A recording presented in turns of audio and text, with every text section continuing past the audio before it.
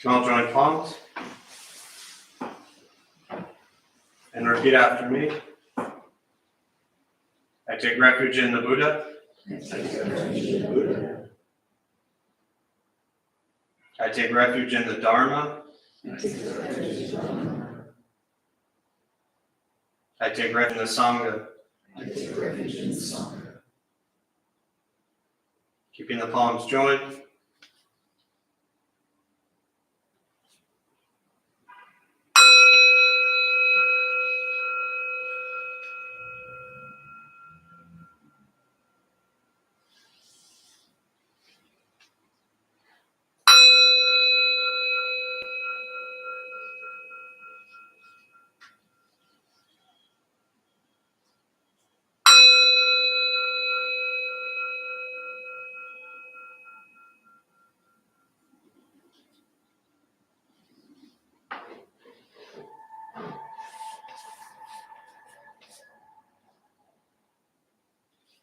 Put the palms down.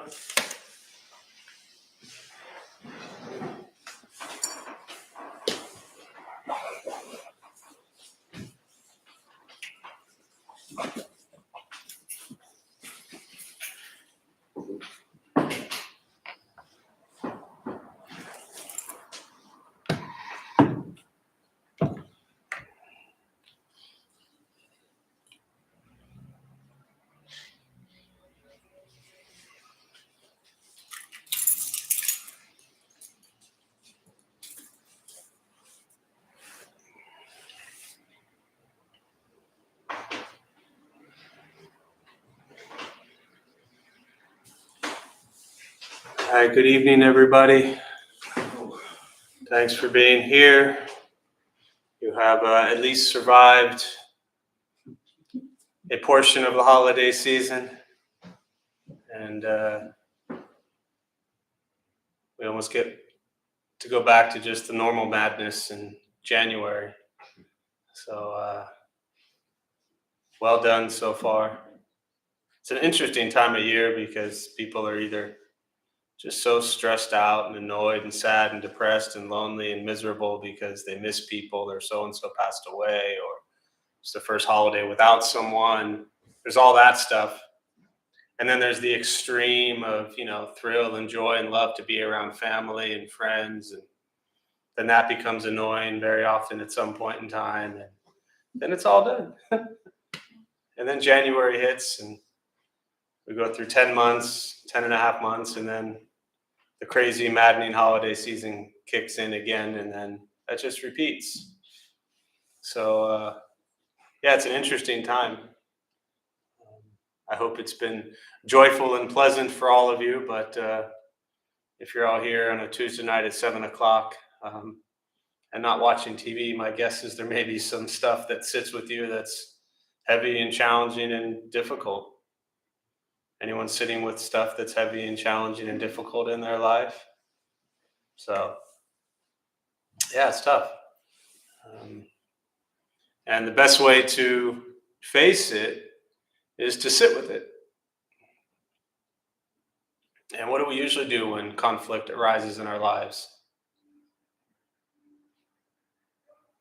Can you put that into, I saw that, but can you put that into words? Run away. I don't know that you want to show everybody just so we see the visual.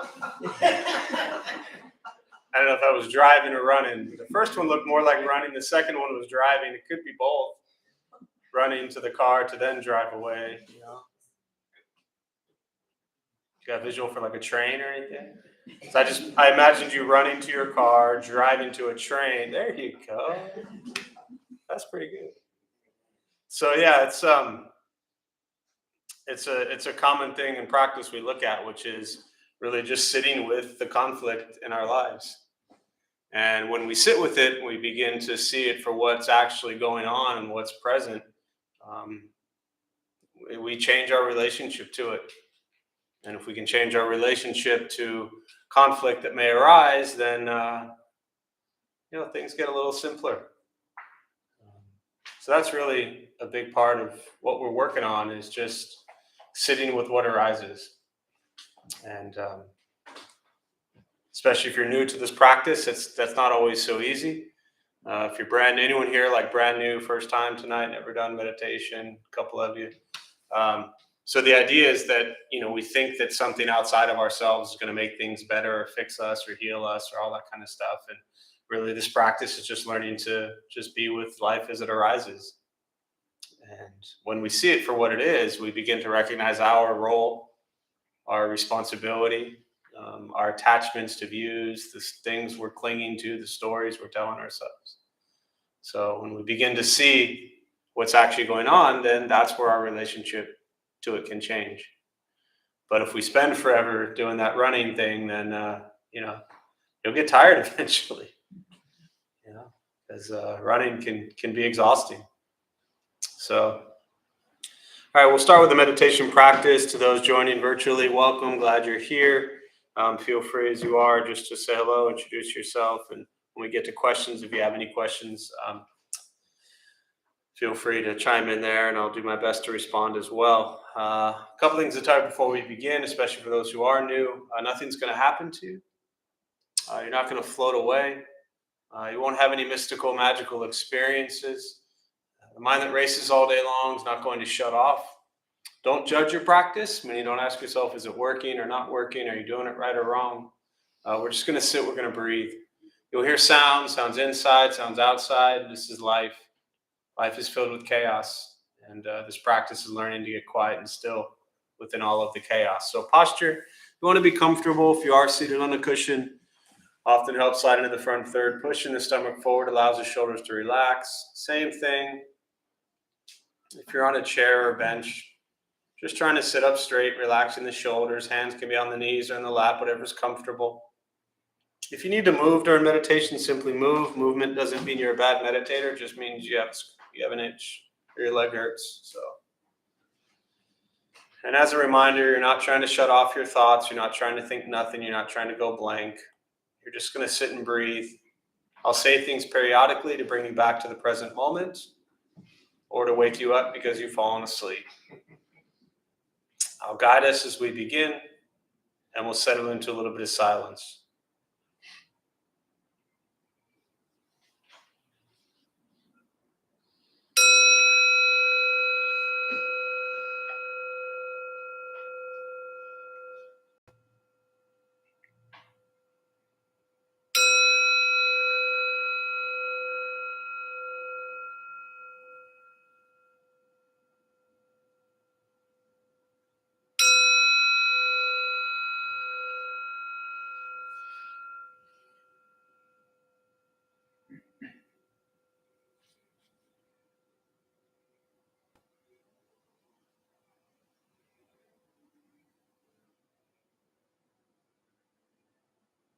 And starting with the eyes closed, if comfortable, or slightly open.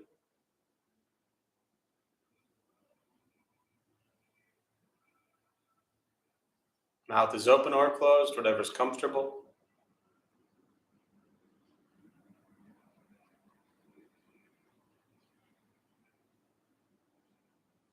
We'll start with taking 3 deep breaths, slowly.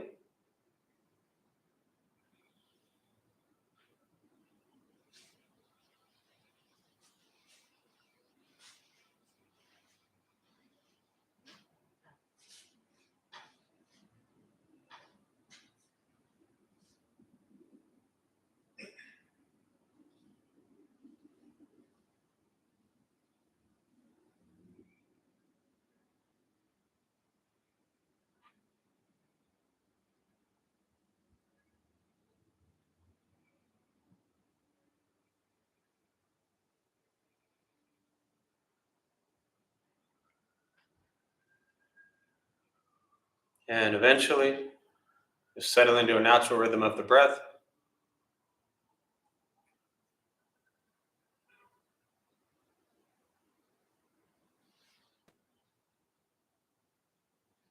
Noticing the mind as it wanders, jumping from thought to thought.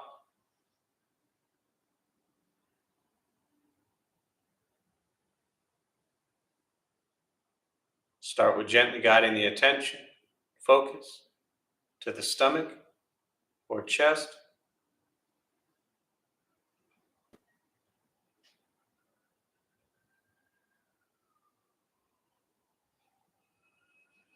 Breathing in, feel them rise.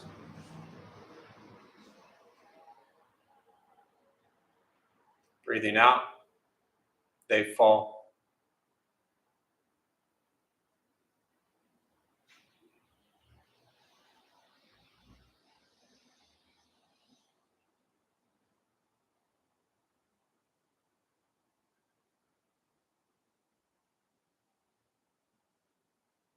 Simply continue this practice, observing sensation of breath,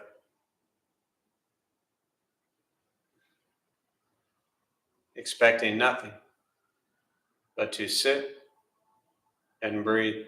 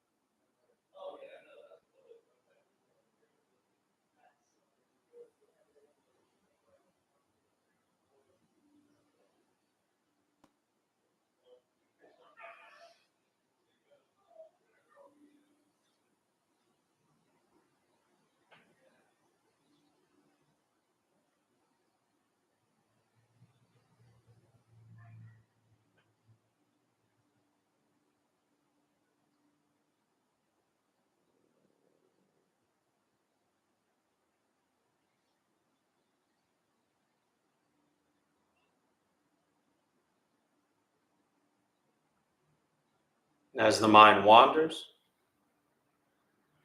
lost in thought, recognize it,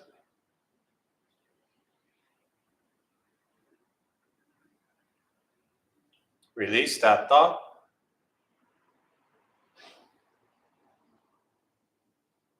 return attention, focus to the breath.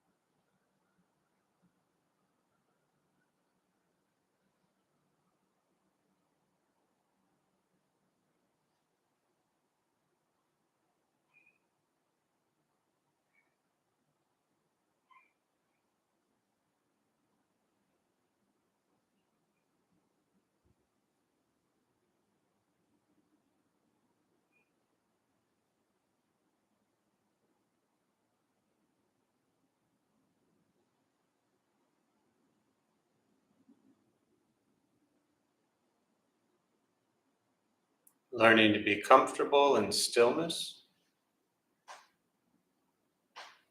in quiet,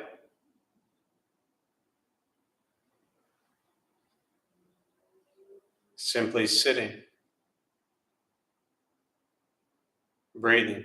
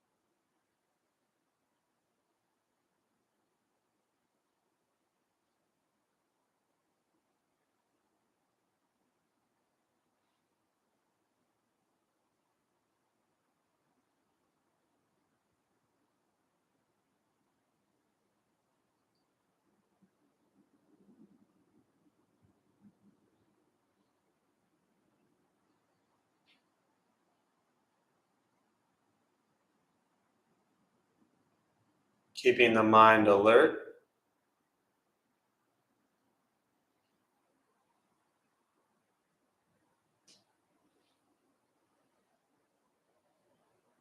aware of each sound,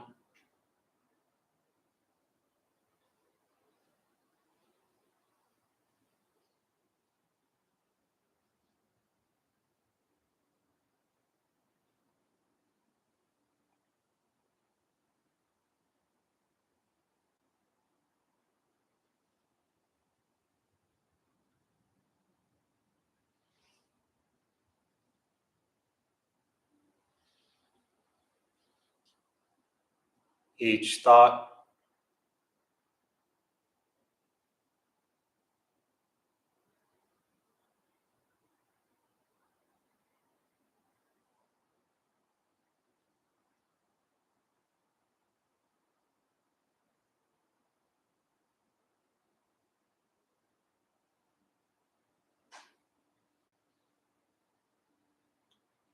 each physical sensation,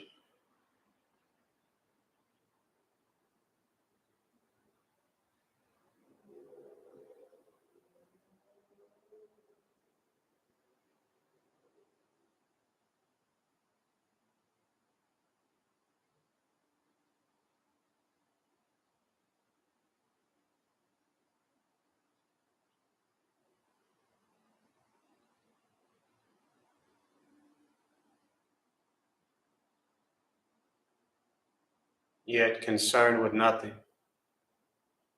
but sitting, breathing.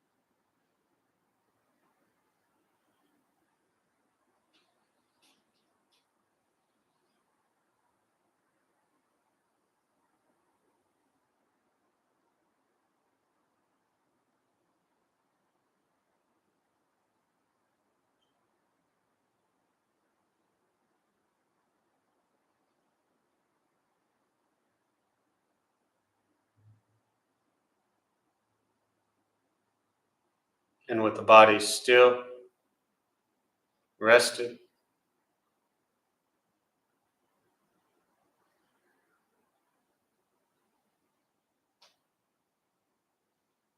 and the speech quiet, aware of all sounds,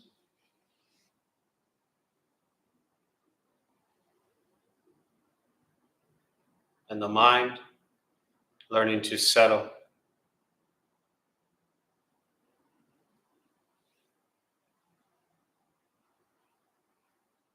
Know what it's like to just sit and breathe.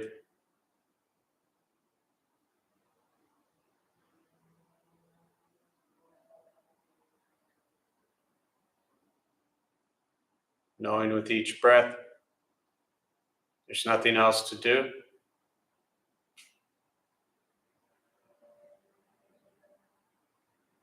Nowhere else to go.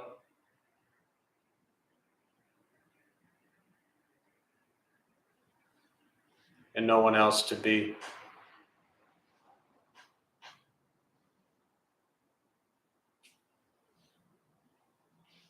Everything beautiful, exactly as it is. Sitting, breathing.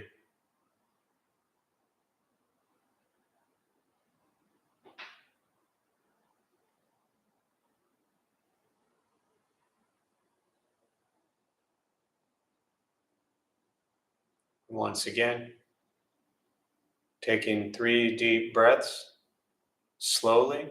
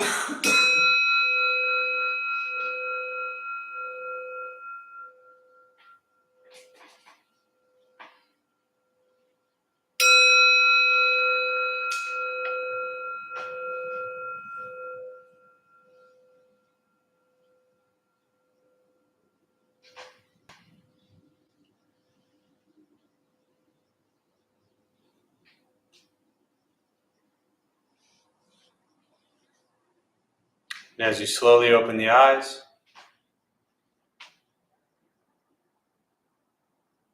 slowly beginning to move,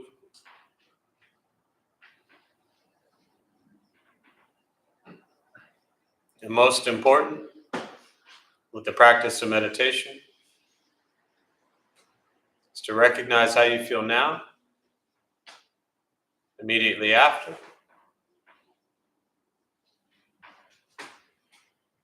Compare this to how you typically feel throughout your day. Recognize the difference, if there is one.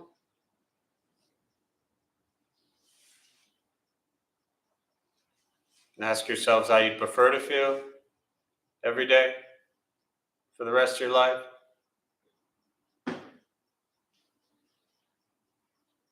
And realize however you feel now, if it's quiet, calm and still, or a busy mind, racing mind, whatever you're sitting with at this moment, has nothing to do with anything I said. It's nothing to do with how you sit and hold the hands or cross the legs. It's nothing to do with the sounds around you or anything else for that matter. It's everything to do with your own mind and your own mind's reaction to an external condition. This is what the Buddha called pratitya samuppada, means dependent origination. This is the basis of the Buddha's awakening. The word Buddha simply means awakened. He was a human being, no different than any one of us, who began to understand why he suffered, why he got angry, sad, depressed, stressed, anxious. He began to understand the causal relationship of all phenomena. And what that means very simply for all of us, regardless where you come from or what you believe in or where you think you're going, your whole life is filled with things that happen. You react. More stuff happens. More reactions. That's it. This practice is learning what it's like to respond to something quietly, peacefully, still. Because for most of us, the way you responded to the last 20 minutes is quite different from how you respond to everything else that's happening throughout your day. And so all we're working on is closing the gap to where the way you feel now is closer to how you feel always. Just as driven, motivated, productive, successful, whatever that means to you in your respective lives. But with a mind that's steady, clear, focused, distracted by nothing, disturbed by no one. This practice is not easy. It's not necessarily fun. As I alluded to earlier, it's not an escape, as often people think it is. It's not closing your eyes and pretending you're sailing down a river and looking at all the birds and trees and flowers and thinking life is grand. Life is filled with chaos. And this practice is learning to be okay within all of the chaos. So you begin to recognize that, yes, life is actually grand. But only because you're okay with everything as it arises. Meditation is free. Buddhist practice is free. Sitting, breathing, becoming aware of what you think, what you say, and what you do. And that's it. And very often with the meditation practice, many of us don't actually just stop throughout our day and take a few moments to just sit and breathe, or stand and breathe, or walk and breathe. Just a slow, quiet, mindful awareness and attention on sensation of breath. And setting down everything else that you're carrying around with you. I don't mean like literally taking your phone out of your pocket, although that would help too. But all of the stresses, all of the burdens, all of the years of drama and trauma and pain, just taking a few moments, the responsibilities, the fears, the worries, the concerns, the attempt to control, although I'm sure none of you in this room ever try to control anything, so you can ignore that. But all those things that we carry around with us all day long, just take a few moments each day and just try to set it down. And just be with life as it is. And when we can do that, we then begin to recognize that nothing bothers us. And that doesn't mean that you're okay with everything that's going on. There's a lot of things in this world that are not okay. But it doesn't destroy you, it doesn't ruin you. And then when you move throughout your day and you try to create change and bring a little more kindness and compassion and joy to everything in your lives, you're not so wrapped up in all of your emotional challenges and struggles and difficulties. You can actually just see things how they are and figure out how to be a benefit to the people and places and things that you encounter. Because people love you, they care about you, they rely on you, they support you, they challenge you, they piss you off. That's what we get. Tons of people moving through this world.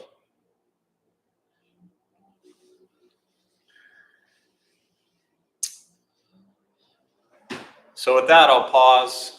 For me, I really just prefer to respond to questions, meditation, Buddhist practice, anything that you're sitting with. And we'll use the rest of our time this evening and I'll respond to your thoughts or questions. And for those who are joining virtually, again, welcome. You'll see a chat box there on your screen. Feel free to type in questions there, thoughts, and I'll do my best to respond as well. So we'll open up to questions, meditation, Buddhist practice, anything you're sitting with.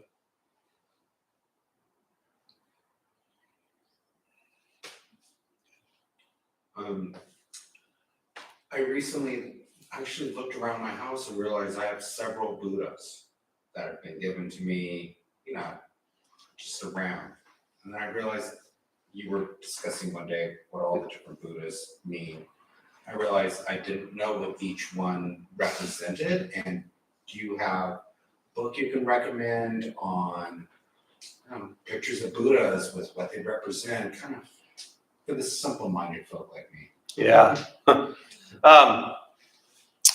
So just to give a little bit of context to it, without kind of a long discourse on it, do you know the first image of the Buddha ever made? No, there isn't one. Well, that wouldn't be the first image of the Buddha ever made. That would be the first image of the Buddha ever not made, right? Footprints. It was simple footprints to show that the teachings will travel. You know what the Buddha said about making statues of him? Wasn't into it. Don't do it. Yeah. We didn't listen so well, did we? Yeah. So I just like to give a little background on it because for 2,500 years, I don't call it 2,300 years, right? And the Buddha lived 500 years before Christ, so 2,500 years ago. So somewhere, over the next few hundred years, they began to make images of the Buddha. And the first ones they made were footprints because they felt that they wanted something to represent the spread of the teaching. So as if the Buddha was walking and teaching as he did, right? So then you have 500 years after he died, you have Buddhism that develops in India, goes south, Thailand, Laos, Vietnam, Cambodia. 500-600 years later, it goes up north, China, Japan, Korea. About 1,000 years after he died, it goes into Tibet. Over the last 100 years, it's come west, US, Europe, Canada. And what you have is all of these cultures and countries depicting the Buddhas, bodhisattvas, differently. And I always laugh when someone says, they're like, I'm looking for this one Buddha I had 7 years ago. And I'm like, dude, there's like thousands of them, and I understand I haven't even touched your question yet, but I just wanted to give some context for those who might not be familiar at all with like the history of Buddhist statues. Okay? And I actually talked about this on Saturday. Someone asked a question completely different. Maybe it was Saturday or last week, but someone had asked, it was a great Buddhist master we had him at Buddha a few years ago. And many Zen centers just have a rock as their main shrine piece. And they asked him about that. And his response was, if you recognize there's no difference between a rock and a Buddha statue, get the rock. When you begin to recognize, or if you look at it, you see that there is a difference, then you should go with the Buddha statue until you recognize that there's no difference between the statue and the rock. I have lots of rocks, too. You have lots of rocks. Well, there you go, right? So you're set. But you're not asking me about the different types of rocks, are you? No, because I can tell you about that. So there you go. So again, I haven't even touched your question yet, which is pretty standard for me. You know that by now. But each image, each Buddha is going to be different with different representations, different meanings, whether the way the hand gestures are, whether the way the legs are, where they're from. They're all going to have different meanings. There are some books out there. Honestly, one of the best things you could just do, and I'll check for you, and by next week or whatever, but get you one. You could just Google Buddhist iconography, and you'll see endless images. And you can kind of start there. Yeah. But yeah, they do all represent, when you get into the Buddhas and the Bodhisattvas, they do all represent something different. But for me, I think what's important is what they mean to you when you see them and what they represent to you. That's, I think, what's important. Not so much what the statue is or even what it means in like theory by design, but how does it affect your heart, your mind? Because that's really the image of the Buddha, and that's what's made it so popular, is it's for the most part a pretty peaceful image, except when you get into like emaciated Buddhas and ones that scare people. Other than that, they're meant to kind of evoke this sense of calm and peace, and that's why so many people love Buddhists who don't know anything about Buddhism. They're just like, oh yeah, it's peaceful. Let's put him in spas and nail salons, and, but they are, for over 2,000 years, historically very special, revered pieces. I wouldn't put them in the bathroom. So if you have one in the bathroom, I'd replace that one with a rock. Yeah. So Google Buddhist iconography. Start there, and that'll keep you busy for about 3 years. Yeah. Thank you. If all else fails, you can take a picture, show me, and I'll tell you what I can. Yeah. Other questions?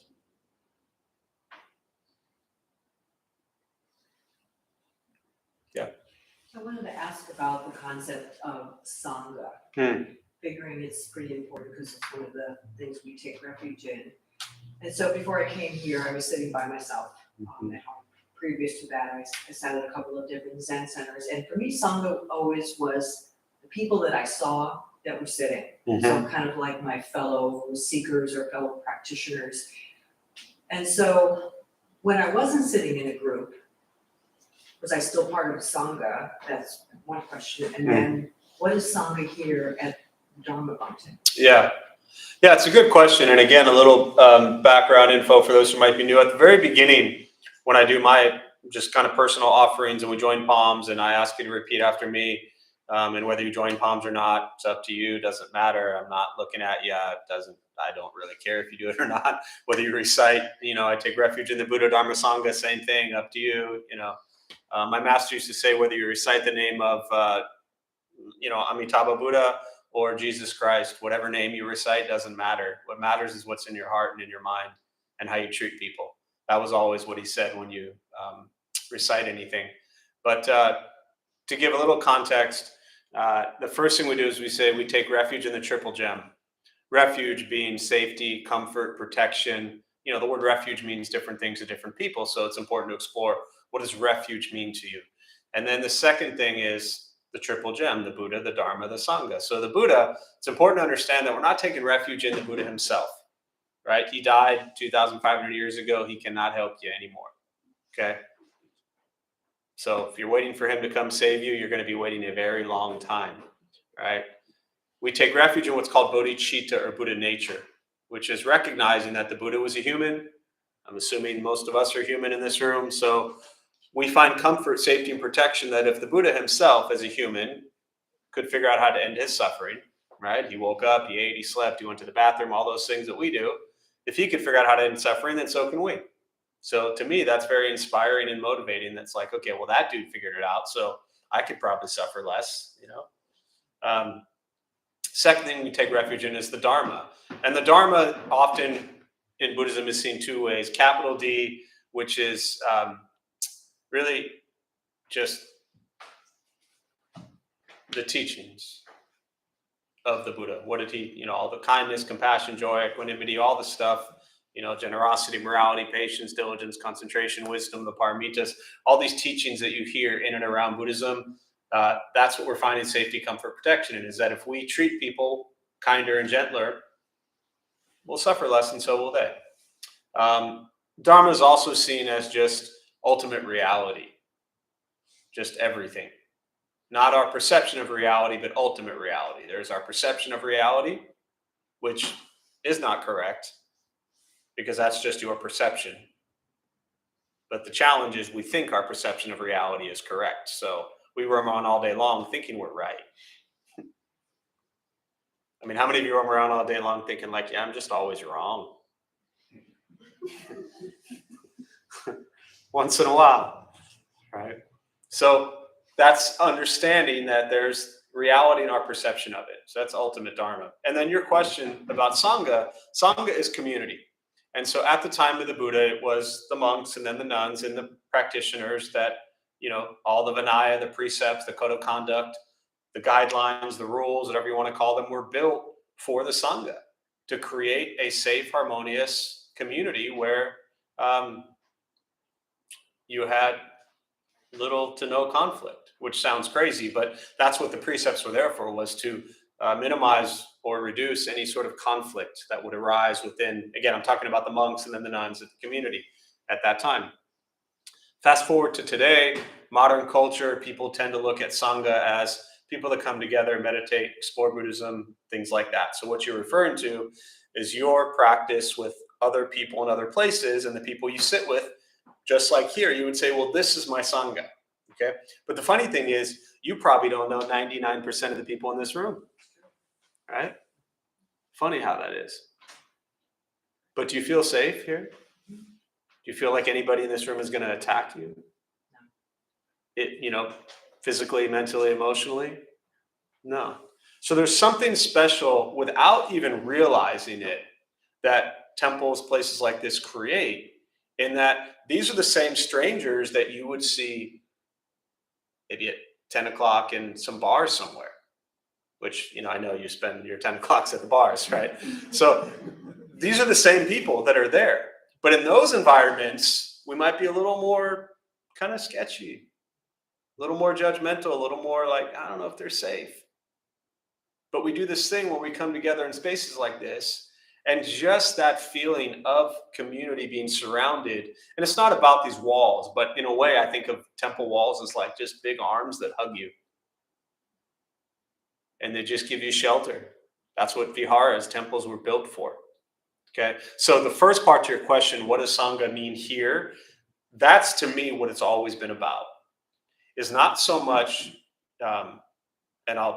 it's actually why, as you know, we're doing a new program in this coming year, but it's when we built this place 16, 17 years ago, which this isn't the nature of your question, I understand that, but we didn't build a temple with the focus on, let's make sure you all know each other and become friends. Right? That wasn't the intention. You all have, I'm assuming, at least one friend, right? You have your life. You got two, right on. You got two friends, right? So we have the people in our lives already. And I'm just being very direct with this question. Like, we didn't come together, and even over the years, we've never built a temple to say, well, let's make sure all of you get to know each other. That's a lot to take on. Let's just build a space where you can all figure out your own crap and then bring that into the relationships that you have, friends, family, intimate relationships with strangers. And slowly over time, as people have here for 16 years, you get to know people, you become friendly with people. But it just kind of happens from sitting next to each other long enough.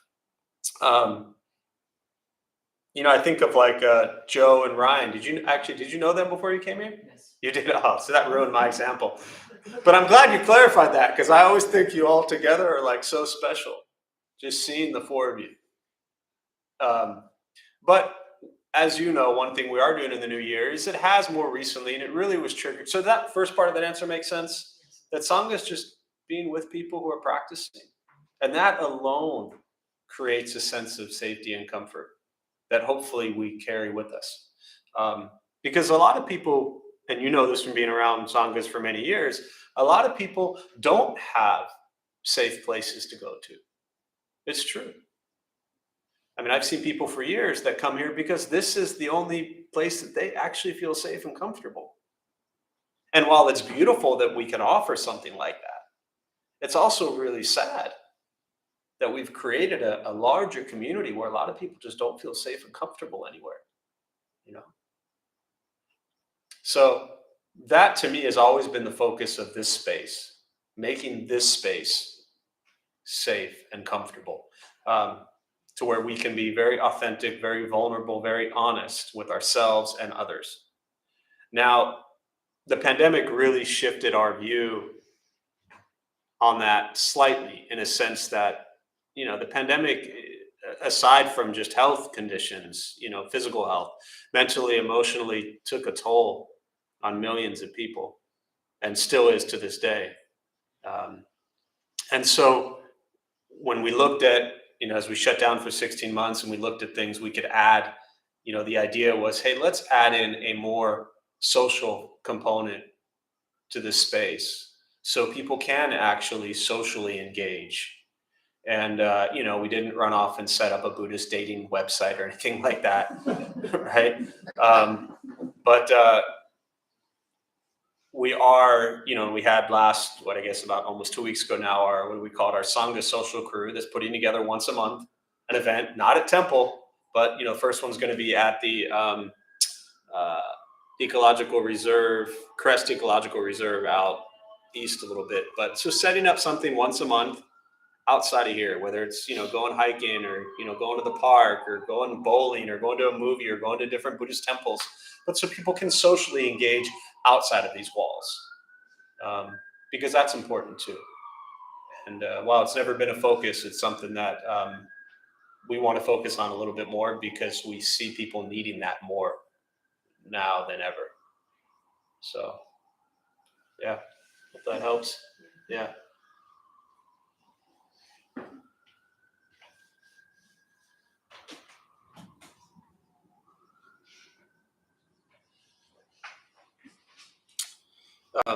So there's a question here. Everything around me, people, places, objects, remind me of the life I'm trying to leave behind. How do I begin to make this shift change in my mind? Anyone else relate to that question a little bit? Yeah, it's a great question.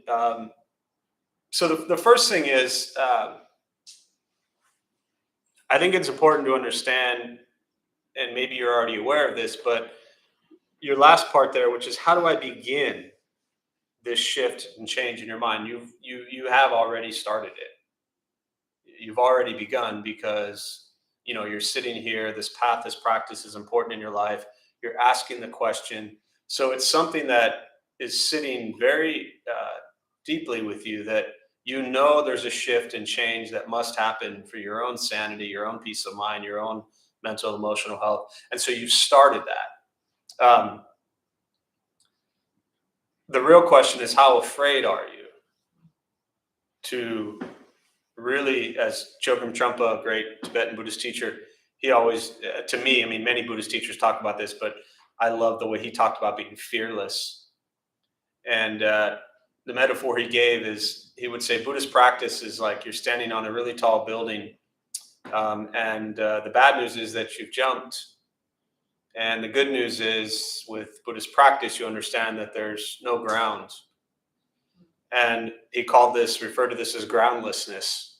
And that fear really does hinder us a lot. So I may get to the triggers in a minute that you mentioned, but really the important part is that, as you say, the life you are trying to leave behind, you have to really ask yourself, forget the triggers for a minute. Why are you so afraid to leave it? Okay? What are you so afraid of? You have to ask yourself that and sit with that. And very often, we'll stay comfortable in misery for years. But the fear of leaving something that could truly liberate us and set us free just absolutely frightens us.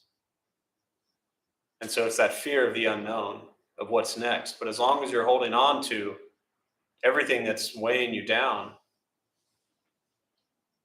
there's a great Joseph Campbell quote, you must be willing to let go of the life you've lived to embrace the life that is waiting for you, or something like that.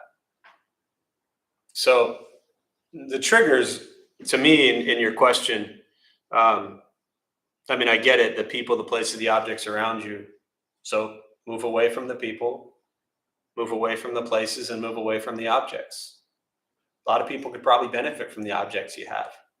The people, maybe they're not, you don't need them in your life anymore. And the places, just turn around and walk away.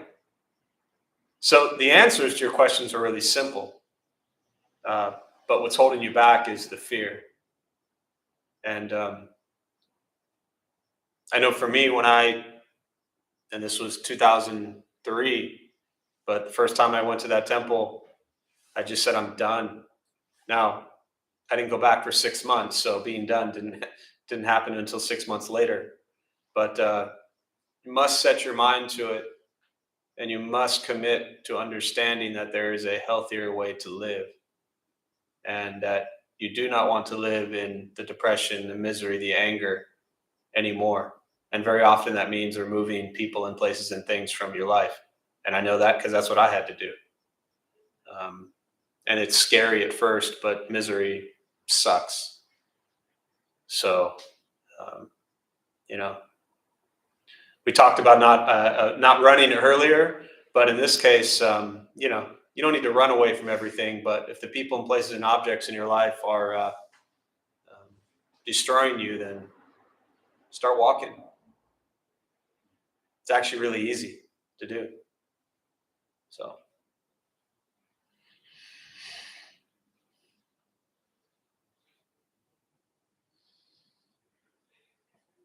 Any there's a lot here, but other thoughts on that or anything, questions that come up? Yeah. It's remarkable serendipity. That's exactly what I was thinking about before you read the question. I was thinking it's the middle path that we talked about before, where I was thinking persons, places, and things. And if I'm feeling like I'm being destroyed, it's like there's this idea I had that I could find equanimity in that space. Mm-hmm. When the reality is I don't need to be in that space at all. Right. I don't need to challenge it. I don't need to fight it. It's not this conflict. I don't need that. I need to have the courage to walk away from it. Now on the flip side, I feel immediate discomfort, so I'm going to turn and run. You're on the train, get out of town. Is it no? I need to maybe just interrogate or question it just a little bit, just enough. Mm-hmm. Develop that discernment to know whether or not that's an invitation for growth, or it's that other thing we just talked about. Yeah. So anyway, that excites me. Yeah, and I think it's something that sits with a lot of people, because very often, as I always joke, and most people don't come to meditation Buddhist practice because everything is perfectly peaceful and happy in their lives, right? We're human. We have conflict. We have stress. We have challenges. It's just going to arise. And for some of us, it's much greater and deeper than others. Some of us, it's just daily stress, and we want a moment to kind of get quiet, and that's beautiful. And for some of us, it's really heavy stuff, and everywhere in between. But I think, to your point, Buddhist practice, yes, I'm always saying everything beautiful just as it is, to practice equanimity, to be with life as it arises. But if someone is literally, figuratively, metaphorically punching you, the practice isn't just to sit there and learn to be okay with it. There is as you say, a middle path, as we always talk about the middle path, there's a threshold, and we have to recognize what's safe and healthy for us. And, I think when I look at Buddhist teachings around attachment, that we become really attached to unhealthy conditions. And then we take Buddhist teachings that say, oh, just, be with it. I have arrived. I am home. Everything is okay. No, it's not. Someone being abused should remove themselves from an abusive situation. There's no Buddhist practice that says to be with it. If you have arrived and you are home and you're being abused, you should move. Find a different home. And again, this isn't your question, but I'm just rambling as I always do. So I think that's important for each of us to figure out is, how much can we take in each situation? And at what point in time do we need to remove ourselves so our sanity stays intact. I'm just going to kind of wrap up here with a couple thoughts that are here. Going back to the earlier question, the same person. Some of these people, places, and things cannot be avoided, or they will come around again from time to time. Sure, I mean, there are people and places and things that we may always have in our lives, but even in the way you just wrote that, they will come around again from time to time. Uh, it's really hard to decipher from the text here, but coming around from time to time, to me, sounds a lot better than being in your life 100%. And maybe you need them around time to time, so you give yourself some space, because you wouldn't be asking this question if you were okay. I still come back to the fact that you're afraid. And if you get over this fear and you have the people and places and things in your life from time to time, then you'll be able to be around those people and places and things from time to time without it completely destroying you. So yes, understood that we can't always remove all this stuff from our lives. I hope that's helpful. And then one more here. For someone who doesn't feel comfortable getting outside, where would you start to create your own existence physically or consciously to help fill the void of being at an established sangha? Yeah, that's it's a tough one. I think that the pandemic created for all of us who do this stuff with Buddhism and meditation and things, it created this kind of virtual outlet for everybody, and it filled that void when we weren't meeting. We were closed for 60 months. We couldn't come together. We couldn't see each other. We couldn't hug, or we weren't. Our doors were just shut for 16 months, and so we did our best with a virtual community and things like that. But for many of us, it just wasn't the same. But it's what we had, and I think that if you're having difficulty filling that void, there is no simple answer to this. I mean, what you're asking is, how do you, in essence, how do you be with an established sangha when you don't go outside? It's going to be tough. I don't know what to tell you. And again, when you say getting outside, I don't know if you're referring to like being in a place where it's enclosed, or if you mean being around people at all. A lot of meditation groups that meet outside. So if it's, you don't want to be inside with people and it's a health related thing, maybe there's places you can go outside to find meditation. And Sangha doesn't have to be just Buddhism. Sangha is, again, a community where you feel safe. And if online is the only place that you have that, then that's what you need to really flourish with. But if you love to paint, you could find a beautiful sangha with people who paint outside, sit in the park and paint, and sit 10 feet away from each other and wear your mask and paint. And if you feel safe and comfortable and protected there, then there's your sangha. So don't tie sangha to being a Buddhist thing.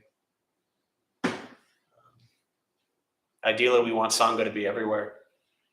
If we actually treated people on the road like our sangha, people at work like our sangha, customer service people like our sangha, if we created everybody, treated everybody, and created everything around us like a sangha, then life would be better. So I'm going to close on that. We'll join palms. May the benefit of this practice be shared with all beings in all directions. May all beings be at peace and free from suffering. May any merit gained be transferred to those who need it most.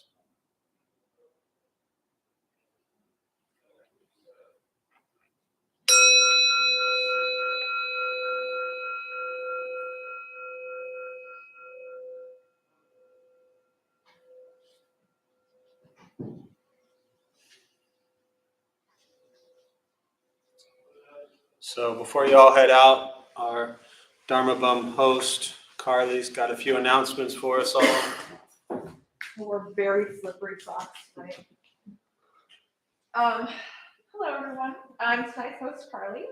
We opened the Dharma Bund Temple 15 years ago to introduce Buddhist practice to those who show up. Those who lead are not nuns, monks, gurus, masters, or teachers, and are not looking for students.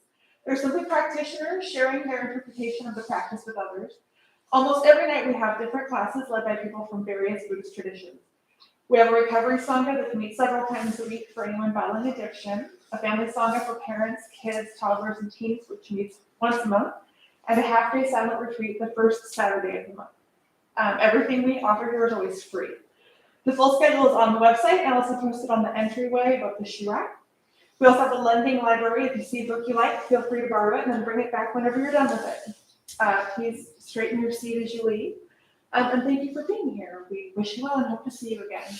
And Dharma Bum New Year's will be our 17th annual New Year's celebration. So 7 o'clock we'll do a vegetarian potluck. All are welcome. 9 o'clock I'll do a history of the Dharma Bum Temple and vision.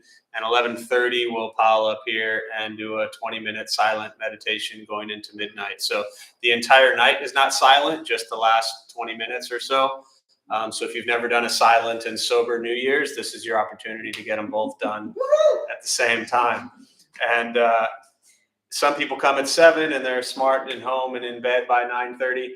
Some people come at 9 o'clock. Some people just come at 11:30 for meditation, and some people stay all night. So whatever you want to do, we will be here. And our schedule is as normal. All the holidays, we're here. Nothing changes on our end. So we're here for you if you need it. So thank you all. Be safe. Thank you.